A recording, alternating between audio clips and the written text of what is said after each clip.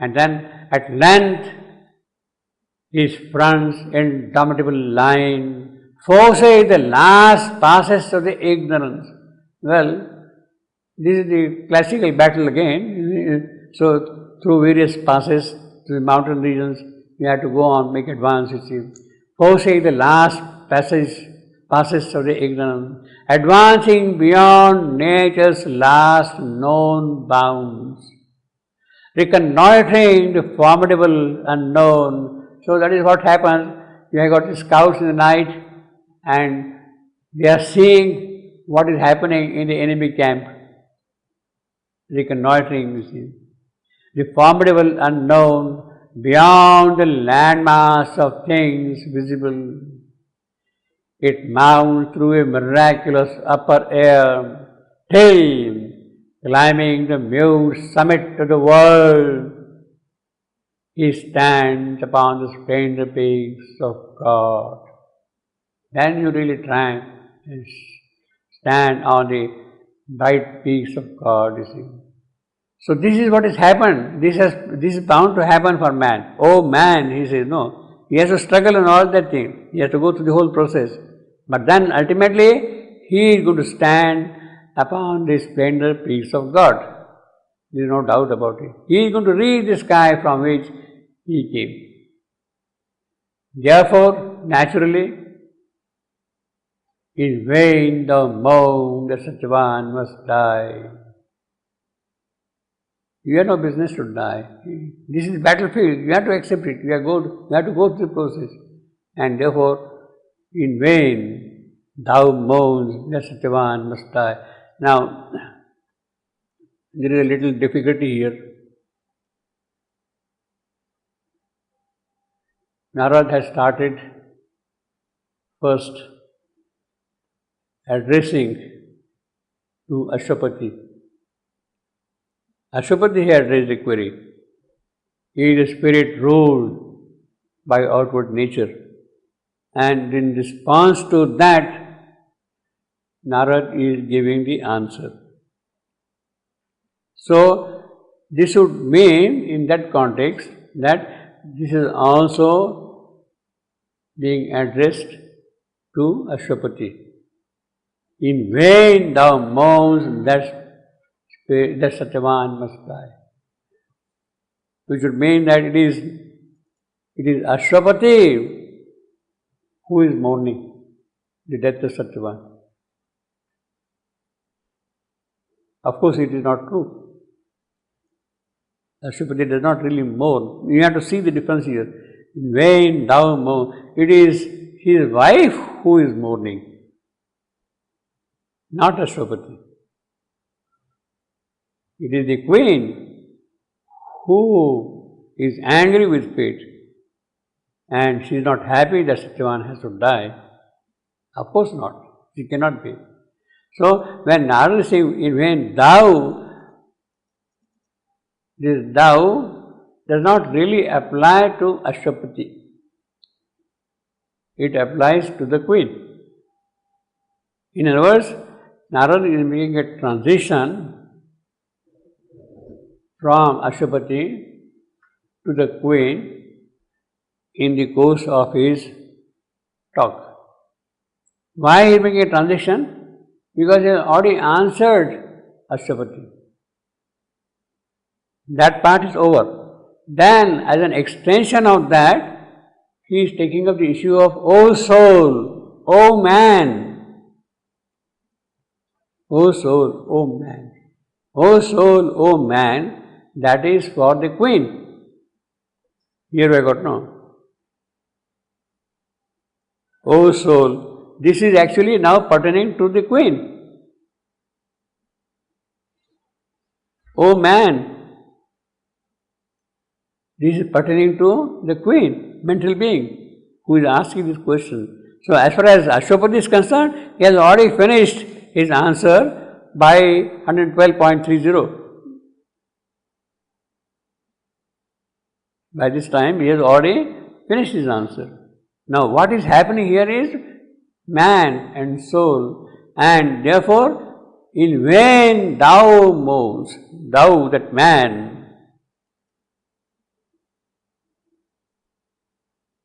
It is not Ashwapati who is mourning. I am not sure. I'm not sure. You are not sure? No, because you are given all the majesty to Ashwapati and all the bad things for his wife. He No, also bemoaned at the no, moment because I am not. he asked him in the beginning. He was telling, and all this, it was the answer to him. Well, actually, it is not bad thing. He is giving you a truthful picture. Now, how does a mental being look at things? It is in the context of the understanding of the mental being he is addressing. Yeah. Whereas Ashwapati is beyond the mental formulation. He is talking of is the spirit governed by the outward nature. It is something more occult, more spiritual. Yeah, well, it is not the question of Is then the spirit ruled by outward nature. And is there no remedy within? Within, so yeah. Even him as a man, he is Yeah. asking some remedy. He not yet a spirit higher. No, as I told you last time, he is not really asking an answer from Narad. He knows the answer already. It is not ruled by nature. The spirit is not ruled by nature. He knows it. But getting the answer from Narad means that he is going to put his spiritual force in that statement. He is not asking out of curiosity. He is raising that point so that in terms of the answer, the spiritual force is released, which starts operating in the creation. In fact, Ashwapati doesn't have any curiosity about it. The curiosity is in the heart of the mortal being or the mental being. Or the mental being. That he is answering in a different way. In vain thou here, therefore I would say, well, I mean, when we say queen, it means that she is representative of the mental being. In that sense, you see. Thou mourns, mental being is mourning the death of Satyavan because mind is not in a position to understand why this poor little fellow should die. He is hardly 25 years old, he has full life ahead of him, and you are coming here and cutting it off suddenly. He has just completed his first stage of life of coming to the full youth. Then will start the second stage, then will come the third stage, then will come the fourth stage, then he will die. There are 4 steps of life in man according to our tradition. Brahmacharya, then Grahastha, Vanaprastha and Sannyasa, as we call it. Brahmacharya means the upbringing, education, developing the culture, upbringing, after the age of 25. Then you are given to the worldly life, Grahastha. You have become a household man. You participate in the activities of the world. That is another ashrama. So, that is the second stage, from 25 to 50 years. Then begin the third stage, from 50 to 75, of remaining aloof, away from the worldly activity, yet not fully cut off from the worldly activities. You go and stay in the forest, you go and do tapasya, you go to immorality, yet you had a concern in your soul for the mankind. That is not totally abandoned. So that goes from 50 to 75, 25 years. Then after that, you are totally free of anything. You are alone to yourself, absolutely. That is what is called sannyasa, the 4th ashrama. Now, this boy, he is about to complete only the first stage of life. What about the other 3 stages of life? Why you are cutting him off from them? See, what harm, what mistakes he has made that it should happen for him. Ordinary man also lives for 100 years according to tradition. And you want him to die at the age of 25? That's the question, you see. In vain thou moans, Satyavan. But that question is very pertinent in the mind of the mental being if you accept these 4 stages of life. 4 stages. I can understand an old man dying, it's okay, but he has not even yet married and he wants to, he must die, you see. He is dead. Now, this is something important. In vain thou moan, the Satyavan must die. See, again, Sri Aurobindo is very particular. Everywhere he says, Satyavan must die, Satyavan must die, Satyavan must die. It is as if the bell is ringing throughout Savitri. Satyavan, open any page, and what do you hear? Satyavan must die, Satyavan must die. It's a kind of toll which goes on constantly, ringing all the while. Satyavan must die. He must die, that's the important thing. In other words, it is not a negative statement, it is the statement of a greater life to come. And therefore, Savitri's ringing of that Satyavan must die, Satyavan must die, is an insistence of the new life arriving into the creation here. Satyavan must die. Alright, now these lines, this whole section, these 3 sentences. In vain thou moan, the Satyavan must die. His death is a beginning of a greater life. You see, this is the meaning of Satyavan's death. His death is a beginning of greater life. Death is the spirit's opportunity. A vast intention has brought the souls close, and love and death conspire towards one great end. For out of danger and pain, heaven bliss shall come. Time's unforeseen event, God's secret plan. That is the secret plan of God, that heaven's bliss will come here, out of this death. Now, these 7 lines were one of the last dictations of Sri Aurobindo in Savitri. We have seen already 3 lines in the context of the crucifixion of Christ. 3 lines he had added. Here he had added these 7 lines around 15th November 1950, when he had taken up the revision of Savitri toward the end of his composition. This is one of the passages which he had added last moment. The 7 lines. In vain thou moan. You can see the difference also in the tone of these lines. Slight difference is there in the tone of the line than the previous line. Reconnoitring the formidable unknown beyond the landmass of things visible, it mounts through a miraculous upper air, till climbing the mute summit of the world, he stands upon the splendor peace of God. Now, in comparison with that, there is a slight difference in the tone here. In vain thou moan, the Satyavan must die. His death is a beginning of greater life. That is the assurance. That is the assurance. Death is the spirit's opportunity. Now, this is naturally addressed to an evolved mental being.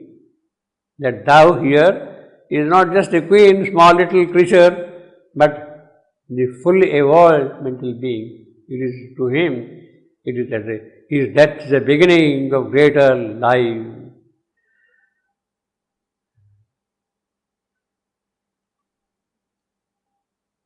This is absolutely clear that Sri Aurobindo had decided to withdraw.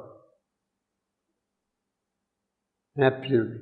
His death is a beginning of greater life. That is the meaning, the full significance of the passing away of Sri Aurobindo. It is autobiographical, in his full power. Full power. He had already decided to withdraw. He was perhaps waiting only for the darshan, 24th November 1950, and then allowing the natural process to overtake him, so to say, and withdraw. Another 2 weeks, you see. His death is the beginning of greater life. He has already decided that thing, and therefore he has recorded straightaway there, you see. And of course, obviously, death is the spirit's opportunity. Death, spirit is not governed by nature. Spirit is not governed by nature. Spirit is not governed by death. It is an opportunity of the spirit. Both death and nature.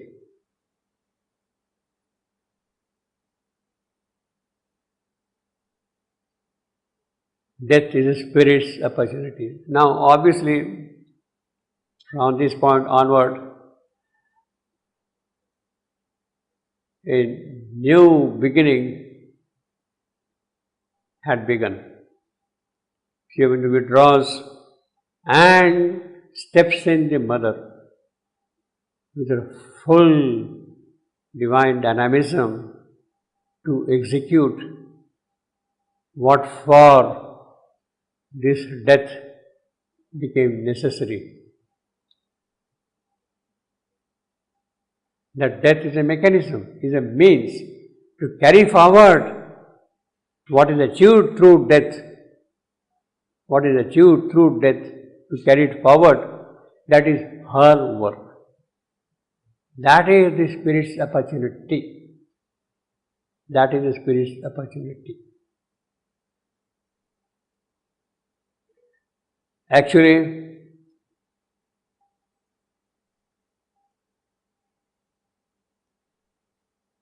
in a certain sense,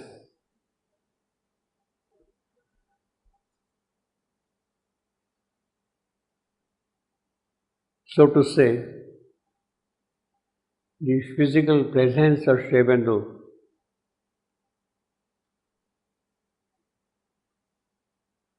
would not have allowed certain things to happen.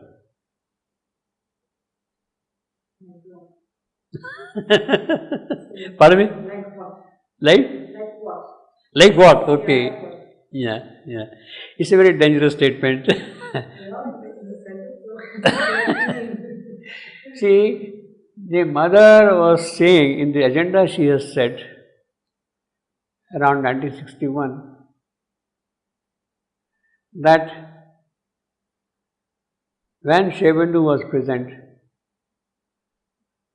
I would leave everything to him. I didn't have to do anything at all. I didn't have to do anything at all. I just go and tell him or just be there, and it used to get done. It used to get done.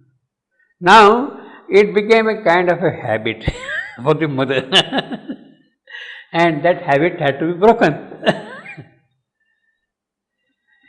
What she says is, basically, if there is a difficulty of the physical, when Sri Aurobindo is physically present there, that difficulty will disappear. But that difficulty of the physical, which could be an opportunity, that would get lost because of his presence. Because of his presence, that would get lost. It is the physical who has to directly realize the dependence upon the Divine Himself directly. The physical cells, they must respond directly to the Supreme. They have to open, not through any intermediary, however divine he may be, straight to the Supreme. They have to open straight to the Supreme. And that would be possible only when the avatar is not present there, because otherwise the avatar's presence will come and intervene in the physical directly approaching the Supreme. So in that sense, he had to change his station from the physical to the subtle, so that the physical body here approaches more and more the divine directly. That is the yoga of the cells, that you should be able to receive things straight from the Supreme. Straight from the Supreme. Then only it can open out. And therefore, his death is an opportunity for that thing to open. Otherwise, impossible. When he is present there, it is bound to be through him. So you are not really depending upon the divine, you are depending upon the avatar present here. His death is a beginning of greater life. That is what makes it greater, you see. Death is the spirit's opportunity. A vast, see now these lines, Shivan is not going to add for nothing. The full force of his decision to withdraw is present in this line. He has to withdraw so that you really learn to depend directly upon the Supreme. You have to learn, the body has to learn how to depend upon the Supreme directly. A vast intention has brought the souls close, and love and death conspire towards one great end. Yes, that intention managed to see that Satyavan and Savitri do meet in the Shalva forest. They have met. That intention is fulfilled. Half of that intention is fulfilled in their coming together, meeting them, they falling in love with each other. But the other half intention has yet to be worked out. And that is the thing for which death is necessary, for the other intention. And therefore, love and death conspire. That is how it can happen. By death, you are really learning to depend directly on the Supreme Himself. How do you learn otherwise? You have to call into your physical the Supreme directly. You have to open out from that. Towards one great end, that is a great end. For out of danger, now this is of course relationship. For out of danger and pain, heaven bliss shall come. Obviously, okay, you see. These are the consequences. Times unforeseen event, God's secret plan. So that is the significance of these 7 lines. Well, that is what perhaps significant, that is the significance in the sense that that is how perhaps one can understand. We don't know what else is present in those lines. We don't know.